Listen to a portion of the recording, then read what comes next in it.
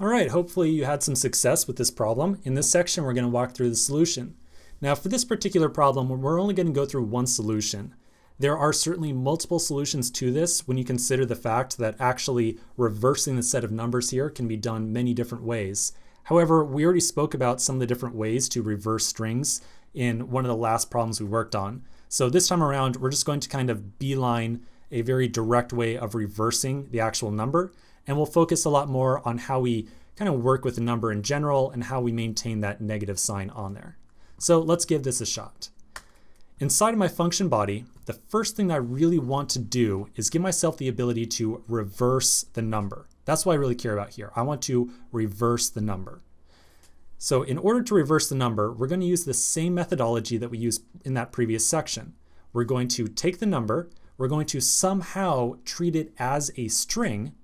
We'll split that number into an array, we'll use the reverse method on it, and then we'll join it back together. So let's at least do that much and see what happens. So I'm going to take n, that's the number that gets provided to us, and I want to first turn this number into a string. So I'm going to call n.toString. So now we're working with a string as opposed to a number. And at this point, we can now use all that split, reverse, and join methodology that we saw in the previous problem. So I can call split to turn this into an array. I can reverse it because it is an array, and then I can join it back together into a string, like so. Now, at this point, let's just kind of make sure we get our return statement in here, and then I want to run our tests and see how far this gets us. I want to see what this is really going to do for us. So back at my command line, I can run my tests again by pressing the Enter key, and it looks like, interesting. So here's one of the tests right here.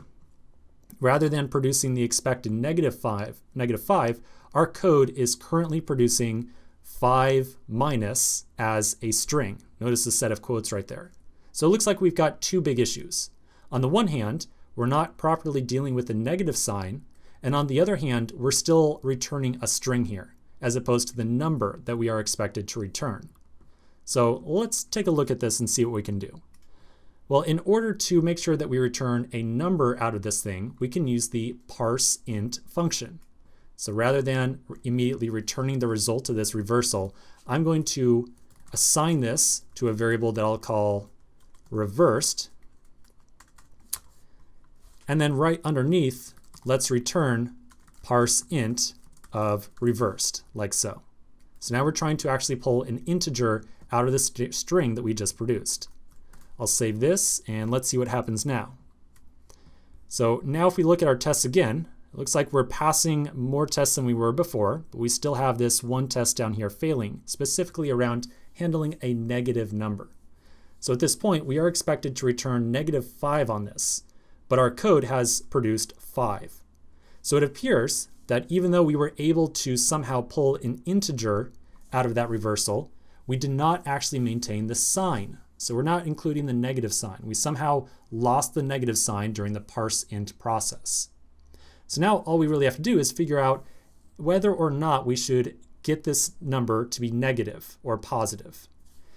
Deciding that really comes down to that input number of n. So if n is greater than 0, then we want to just leave everything as is. If n is less than 0, then we want to multiply the result of this by -1 to turn it into a negative number. So let's try writing out that logic. We can say if n is less than 0, then return parseInt of reversed, and we will multiply this by -1, like so. So if n is less than 0, return early, multiply it by -1, otherwise just parse the number out and we're done. So let's try this. I'll save the file. And now it looks like our tests are passing. Cool.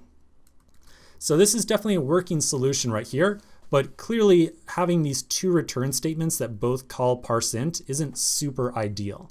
So if you stuck around at the end of the last section when I spoke about some of the little tricks that you can use to really solve this problem in a very direct fashion, the last trick that I suggested was a function that is a part of the JavaScript standard library called math.sign. So if we pass math.sign a positive number, it will return 1. If we pass math.sign a negative number, it will return -1. So rather than putting this complicated if statement in here, we can just dump the entire thing and instead multiply the result of our parseInt function right here times math.sign, and we'll pass an n. So now math.sign is really taking the place of the if statement that we just had. If n is greater than 0, it'll be positive, or the result of all this will be positive. Otherwise, if n is less than 0, then the result of all of this will be a -1, and we'll end up with a negative number. So let's save this and see how we're doing. Cool. So now we're still back to 4 passing tests, but our code here is looking pretty straightforward. Now, one thing I want to throw out there, it's totally up to you. This is really a style thing, but you'll notice that we didn't really have to come up with this temporary variable reversed right here. We could have easily wrapped this entire statement inside of the parseInt function call. However, I think that the code right here looks pretty legible in this fashion, and really if we wanted to kind of put everything into a one-liner, it really ends up being kind of nasty. And I've actually got an example of that I'll copy paste onto the screen. So this would be kind of the one-line solution right here. I think that it's really tough to understand what's going on. So personally, I would really recommend leaving it as the 2 separate statements, like so. Great, so like I said, this is just one solution. There was many ways that we could kind of reiterate on this thing and change up the actual reversal of the number, but we already spoke about some of the different ways of reversing a string. If you came up with a different solution for actually handling the negative sign here, or actually pulling a number out of the string, that's totally fine, but this is definitely a solution that works as well. So let's take a break here. We'll continue in the next section and move on to our next problem.